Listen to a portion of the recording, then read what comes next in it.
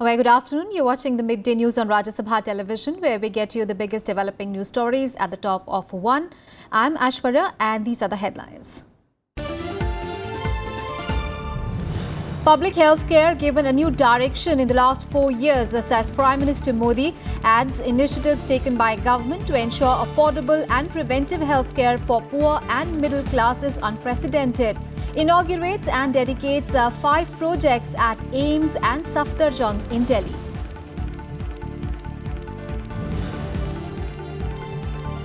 One militant killed in encounter in Trehgaam forest in Kupwara in Jammu and Kashmir. Militants hurled grenade at army patrol in Shopian. 1 army man injured.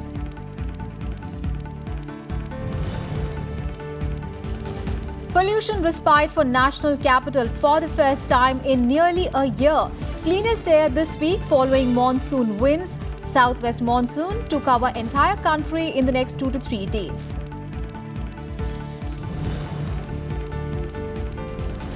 First summit between Donald Trump and his Russian counterpart Vladimir Putin on 16th of July in Helsinki in Finland. White House says that Trump pursuing meeting to see whether Moscow is willing to make progress in bilateral ties.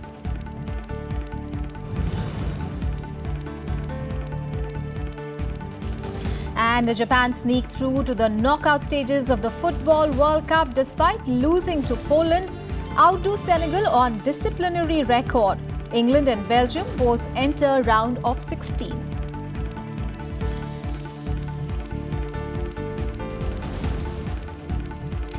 The top story this afternoon, Prime Minister Narendra Modi has said that the centre, along with the state governments, is trying to build infrastructure for modern healthcare to benefit the poor and the middle class of the country. After laying the foundation stone for the National Centre for Ageing at the All India Institute of Medical Sciences, the Prime Minister said that in the last 4 years, the centre has given priority to the health sector to provide modern healthcare to people like never before. During the event at AIIMS, the Prime Minister also inaugurated the 555-bed super speciality block in Safdarjung Hospital. He also dedicated a 300-bed power grid Vishram Sadan in AIIMS and a connection motorable tunnel between AIIMS, Ansari Nagar and the Trauma Centre. बीते 4 वर्षों में public health care को लेकर देश को एक नई दिशा दी गई है। केंद्र सरकार के एक के बाद एक पॉलिसी इंटरवेंशन से हम उस स्थिति की तरफ बढ़ रहे हैं जहां देश के गरीब और मध्यम वर्ग को बेहतर स्वास्थ्य सेवाओं के लिए भटकना न पड़े, अनावश्यक खर्च न करना पड़े। राज्य सरकारों के साथ मिलकर केंद्र सरकार देश भर में स्वास्थ्य सेवा से जुड़ा आधुनिक इंफ्रास्ट्रक्चर खड़ा कर रही है। साथियों, आजादी के 70 वर्षों में जितने एम्स स्वीकृत हुए या बनाए गए, उससे अधिक बीते 4 वर्षों में मंजूर किए गए। गंभीर बीमारी की स्थिति में देश के गरीब और निम्न मध्यम वर्ग के लोगों को उत्तम और 5 लाख तक का मुफ्त इलाज सुनिश्चित करने पर काम चल रहा है। अनेक विषयों में सभी स्टेक होल्डर्स के साथ सहमति बन चुकी है और बहुत जल्द ये दुनिया की सबसे बड़ी हेल्थ एश्योरेंस स्कीम जमीन पर उतरने वाली है। स्वास्थ्य सेवा पहुंचाना इस सरकार का लक्ष्य है, लेकिन आप भी सक्रिय सहयोग के बिना, आपके साथ बिना, यानी पूरी इस मेडिकल दुनिया के साथ के बिना ये संभव नहीं है। आज जब देश न्यू इंडिया के संकल्प के साथ आगे बढ़ रहा है, तो हेल्थ सेक्टर से जुड़े लोगों को भी अपने लिए नए संकल्प तय करने चाहिए। 2022 जब आजादी के 75 साल होंगे, मैं अगर मेडिकल प्रोफेशन में हूं, मैं डॉक्टर हूं, मैं और सहायक हूं, 2022 तक हेल्थ सेक्टर में मेरा यह संकल्प रहेगा, जब आज़ादी के 75 साल होंगे, मैं भी इतना करूंगा। ये इस देश में माहौल बनाने की जरूरत है। And after the event at AIIMS, the Prime Minister also met former Prime Minister Atal Bihari Vajpayee, who is currently admitted in AIIMS, and inquired about his health. On to some other news now. Prime Minister Narendra Modi will today interact with 150 sugarcane farmers from major producing states. He will discuss the various initiatives taken by the government recently for helping sugar mills clear their cane arrears of around 20,000 crore rupees. The delegation will consist of farmers from Uttar Pradesh, Maharashtra, Karnataka, Uttarakhand and Punjab. The meeting will take place at his official residence at 7 Lok Kalyan Marg. In order to help loss-making sugar mills pay sugarcane growers, the centre has taken various initiatives during the last 5 months, including doubling of import duty on sugar to 100%, scrapping of export duty and announcement of the 8,500 crore rupees worth package. And Vice President M. Venkaiah Naidu has called for harnessing the power of computing, communication and robotics to improve the quality of life. Addressing the gathering on the occasion of a 125th birth anniversary of Professor Mahalanobis in Kolkata today, he called upon strengthening the quality of mathematics teaching at schools, colleges and university level. He said that statistics is the true backbone of good governance. Paying homage to Professor Mahalanobis, the Vice President called him an iconic visionary whose contributions have formed the backdrop of the modern official statistical system in the practice in the country. The statistics is an information with confirmation. Information with confirmation is more than an ammunition. Statistics and big data management along with artificial intelligence will play an even more significant role in the years to come. We need to harness the power of computing, communication and robotics to improve the quality of the life. Now, news from Jammu and Kashmir, where militants hurled a grenade towards an army patrol party in Ahagam area of Shopian district today. An army personnel has been injured in the incident and the area has been cordoned off. And in another incident in Kupwara, a militant was killed in an encounter with the security forces in the forests of Trehgam. The security forces launched a search operation in the area following information about the presence of militants. As per army officials, the identity and the group affiliation of the slain militant is not known as yet. And the Amarnath Yatra to the cave shrine in South Kashmir was today suspended from the Baltal route after heavy rains caused multiple landslides en route. As per police officials, Kali Mata track has been damaged due to landslides at multiple places, forcing the suspension of the Yatra today. Meanwhile, the Yatris going towards the Pahalgam route continue their journey. Heavy rains in Banihal, Udhampur sector had triggered landslides, creating blockades in part of Jammu-Srinagar National Highway, which resulted in traffic jam at several places, and efforts are on to ensure smooth flow of vehicles. The CRPF has opened a help desk at the railway station in Jammu to also facilitate the pilgrims. And earlier in the day, a third batch of 2,876 pilgrims had left for the annual Amarnath Yatra. So far, 9,305 Yatris have left the base camp for Kashmir Valley for this year's ongoing pilgrimage since 27th of June. The Yatra began yesterday and it will conclude on 26th of August. And on to some weather updates from rest of the country. According to the IMD, the monsoon would cover the entire country in the next 2 to 3 days. The southwest monsoon has further advanced into some more parts of Gujarat region, some parts of Rajasthan, entire Haryana, Chandigarh, Delhi, remaining parts of western Uttar Pradesh, Uttarakhand and Punjab. The southwest monsoon advanced over almost the entire Himachal Pradesh on Thursday, and there are chances of more showers in the next 4 days. The rainfall also occurred in most parts of the state with plummeting of the maximum temperature by 9 to 10 degrees. And Una town in the state recorded the maximum rainfall.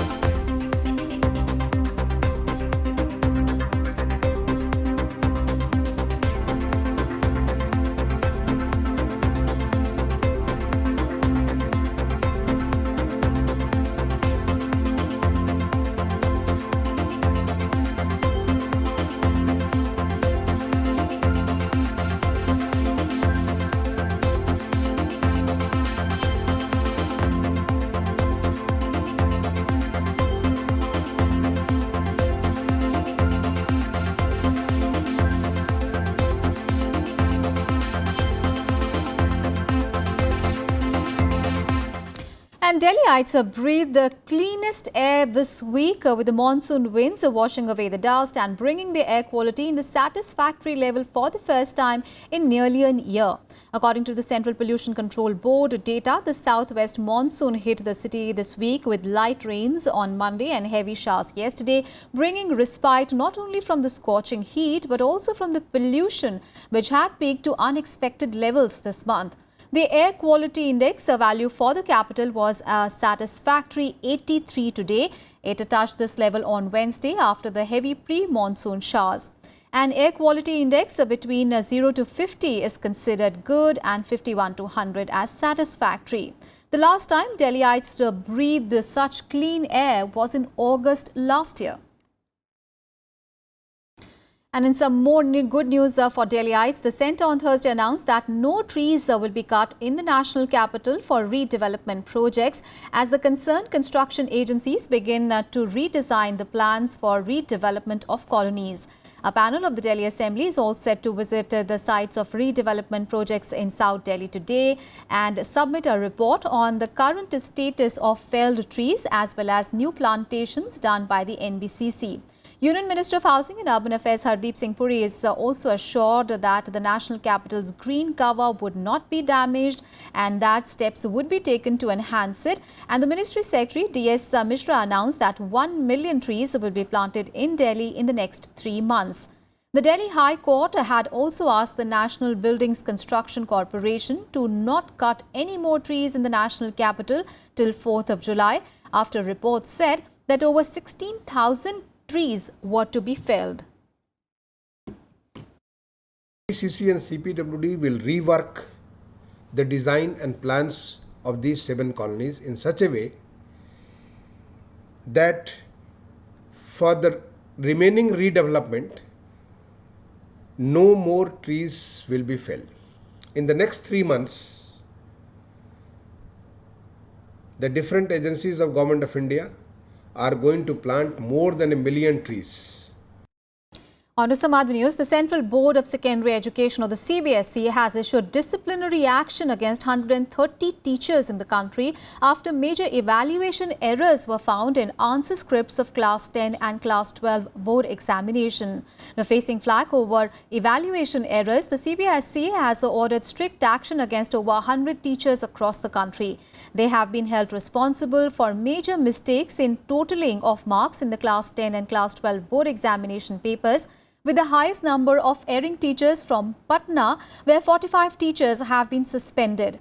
A CSE official has stated that the re-evaluation saw students getting 50 to 55 marks more than what they had initially got when the results were declared in May this year. 5 teachers from Delhi have also been suspended. Time for a very short break here. We'll be right back. Don't go anywhere.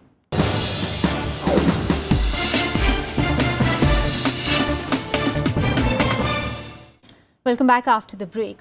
India has said that it will adhere to its stated policy on Iran and consult all stakeholders to ensure its own energy security. The response comes in the wake of the US proposing a ban on oil imports from Iran from November this year. President Donald Trump's special envoy Nikki Haley met Indian leaders on the issue on Thursday.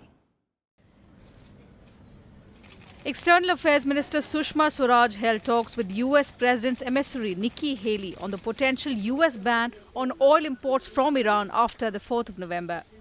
Swaraj is understood to have explained how Iran is strategically important for India to contain terrorism and maintain the balance of power for peace in the region. External Affairs Ministry spokesperson Ravish Kumar said India will engage with all stakeholders to ensure its own energy security. I feel that Iran is a very traditional partner.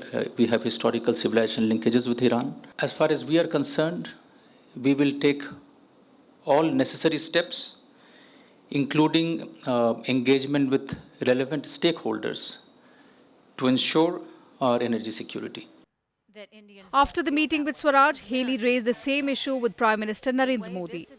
Later, in a speech in Delhi before a gathering of Indian think tank, she explained how US saw Iran's quest for nuclear weapons as a threat to world peace. Haley also said US will not exempt India from secondary sanctions on companies that import oil from Iran. We did talk about this. I did with Prime Minister Modi. We do have this in terms of our dialogue because I think that India also recognizes the threats of Iran. We understand the logistics that come into play with Iran, but we have to always make sure that the priority is peace and security. And as long as the priority is peace and security, the U.S. is going to continue to try and work with our partners, our friends, and our allies to make sure that we are all pushing Iran to be a good, accountable international neighbor. Haley supported India's concerns on Pakistan and said the US will continue to be tough on Pakistan to stop terrorist support and finance. She also slammed China for not adhering to democratic values and said it will limit US-China relations in future. Haley is on a 3-day visit to India to consult with Indian leadership on issues of bilateral and global importance. She also emphasized that postponement of the 2+2 meet between US and India on the 6th of July was not related to bilateral issues, but some other pressing engagements. Both Iran and the trade issues are unprecedented moments for the world as far as US is concerned. And India has made it clear that India will go with its own national interests and not by the directive of any other country. Akhilesh Suman for Rajya Sabha Television with camera person Sudhanshu in Delhi. And in related news, the Oil Ministry held discussions with the oil firms yesterday, telling them to prepare a blueprint of alternative sources of oil. Oil Minister Dharmendra Pradhan said that India will decide on Iranian imports, keeping its best interest in mind. The measure comes in the backdrop of the US pushing its allies to cut trade ties with Iran, while India has said that it does not recognize unilateral restrictions imposed by the US. The Petroleum Ministry has asked the refiners to tread cautiously and start looking at alternatives.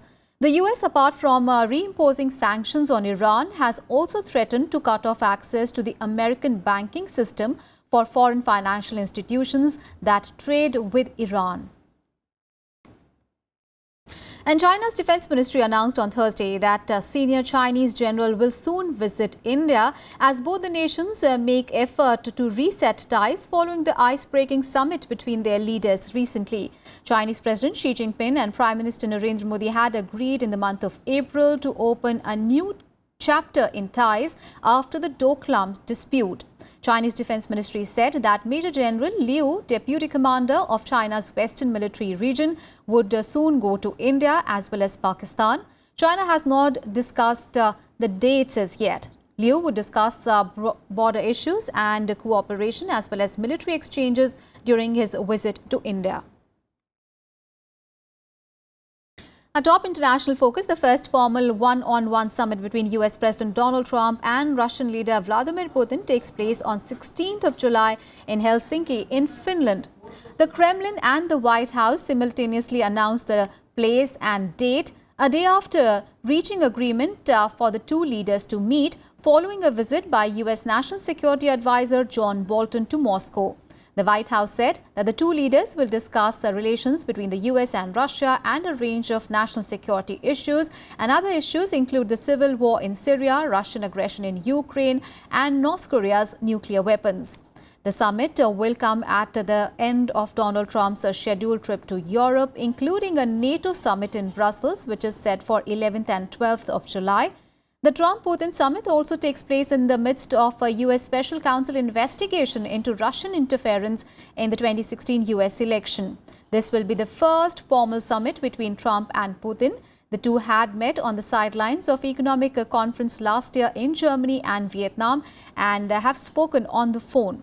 Washington has said that Donald Trump is pursuing the meeting to determine whether Moscow is willing to make progress in bilateral relationship. And more news from the US, where 5 people have been killed after a gunman opened fire at a local newspaper office in Maryland. The gunman, who has been arrested, opened fire through the glass door of the newsroom. Reports say that he is refusing to cooperate with the police and has damaged his fingertips to avoid being identified. He was also found to be carrying fake grenades and smoke bombs in a backpack. The police also destroyed an item believed to be an explosive device at the premises.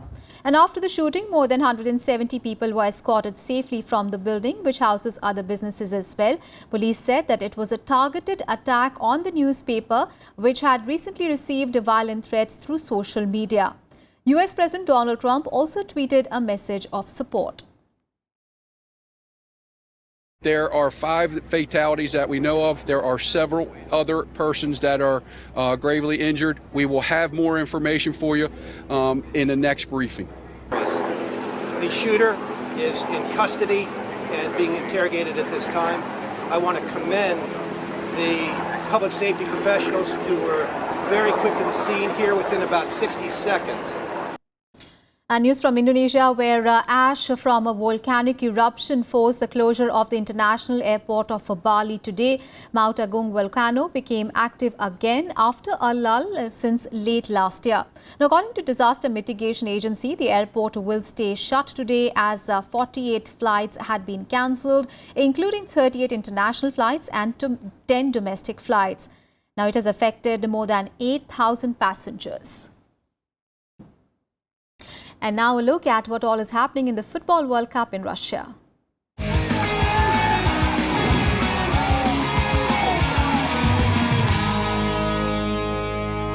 Well, a look at the Thursday's results first at the Football World Cup. Well, Belgium beat England 1-0 to secure top spot in Group G. A brilliant strike by Adnan Januzaj lit up the otherwise insipid clash between the two sides. Januzaj's superb second-half goal sent Belgium into the last 16 clash with Japan, while England will now advance to the second-round meeting with Colombia on Tuesday. By finishing second in the group, England have, though, avoided a loaded top half of the draw containing past winners such as Brazil, France, Argentina and Uruguay, as well as European champions Portugal. And in the second match of the group, Tunisia beat Panama 2-1. A second-half strike from Rahabi Khazri ensured Tunisia ended the World Cup campaign with a victory as Panama finished at the bottom. The North African side, who had 14 chances, fell a goal behind when Jose Luis Rodriguez's effort deflected in off Maria. Yusuf then equalized when he tapped home Khazri's low ball. The provider of that goal then scored his second of the tournament when he fired home Usama's Hadidi's cross. And here are the results of the two matches played in Group H yesterday. Japan made it to the last 16 of the World Cup despite their 1-0 loss to Poland. Their entry was owing to better disciplinary record than Senegal, who lost their match to Colombia. The match finished in farcical fashion with both the sides happy to play the ball around at the back for much of the final quarter. Japan finished with the same number of points, goals scored as well as goals conceded as Senegal, but they were shown only 4 yellow cards during the group stage to the African side's 6. Japan will now take on Belgium. And Colombia beat Senegal 1-0 to make it to the last 16 tie with England. Senegal spent the final 20 minutes pushing for an equalizer which would have sent the African side through. Colombia had to win to be sure of their progress. And for in-depth analysis of all the day's matches with the experts in the studio, do also watch our special daily show on the FIFA World Cup every day at 7 p.m.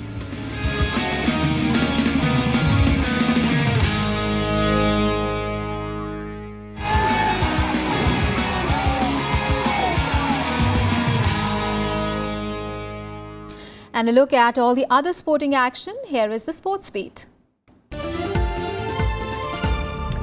India conceded a late goal to settle for a 1-1 draw with Belgium in the Champions Trophy hockey tournament in the Netherlands. India scored an early goal through a penalty corner conversion by Harmanpreet Singh and managed to hold on to the lead till the 59th minute before Loic Leuport dashed their hopes by converting the first of the 11 penalty corners. With 7 points from 4 games, India are still in with the chances of progressing to the Sunday's final. Indian shuttlers Kidambi Srikanth and PV Sindhu have entered the quarterfinals of the Malaysia Open Badminton Tournament. Srikanth beat Chinese Taipei's Wang Tzu-wei 22-20, 21-12 in the men's singles pre-quarterfinals. And in the women's pre-quarterfinals, PV Sindhu beat 39 seed Ying Ying Lee of Malaysia 21-8, 21-14. Saina Nehwal has already crashed out of the tournament. World champions India will aim to enter the final with a big win when they face South Korea in the second semi-final of the Six Nation Kabaddi Masters at the Al Wasl Sports Club in Dubai tonight. Ajay Thakur-led India has had a dream run in the Six Nation tournament, winning all their 4 group matches with big points differences win. And India will play Ireland in the second T20 international match at Dublin in the evening today. India won the first match of the 2-match series by 76 runs. The men in blue will then head to England for 3 T20s, 5 one-day internationals and 5 test matches. And that's it from me and my team in this edition of Midday News. Thanks for watching.